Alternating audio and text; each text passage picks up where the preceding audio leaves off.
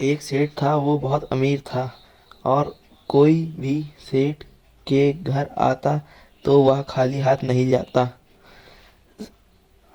और यही सेठ गरीब हो गया। फिर एक दिन सेठानी ने सलाह दिया कि अपने एक यज्ञ को बेचने की सलाह दी। सेठ यह निर्णय लेता है कि यह 10-12 कोस की दूरी पर कुंदनपुर नाम का नगर में एक धन्ना सेठ रहता है था। लोग कहा करते थे कि उनकी पत्नी के पास देव शक्ति है, जिससे वह तीनों लोगों की बातें जान लेती थी, मतलब पास्ट, फ्यूचर एंड प्रेजेंट। सेठानी ने मांगे हुए आटे से 4 मोटी मोटी रोटियां बना दिया और उसे पैक कर दिया। रास्ते में एक पेड़ मिला और वहाँ कुआं भी था।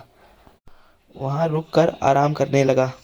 एक पेड़ के नीचे बैठकर रोटी खाने ही वाला था कि कुछ दूर पर भूखा झटपटाता एक कुत्ता दिखाई दिया।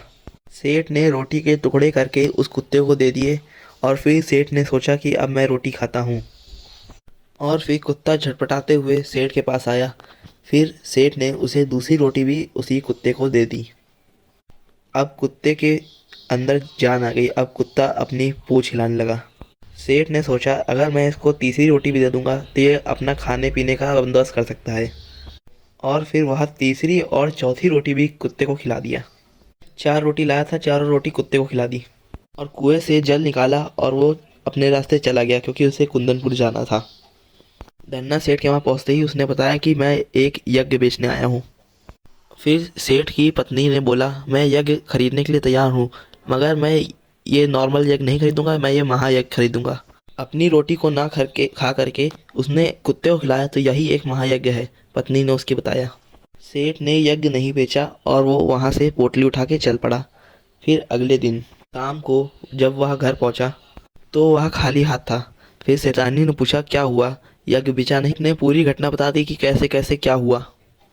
फिर अंधेरा हो गया है। फिर सेठानी ने घर के बीच में एक दिया जलाया है और चलते समय एक जमीन के ठोकर खाता है, कहीं ढलानी पे ठोकर खाता है।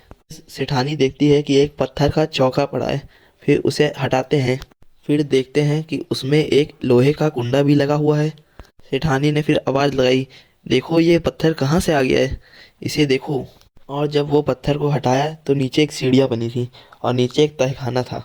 सेठ और सेठानी दोनों दिया लेके नीचे उतर गए और नीचे देखा तो उनकी आंखें फटी की फटी रह गईं। और वो तहखाना जवाहरातों से चमक रहा था, सोना और चांदी सब वहीं पड़ा था।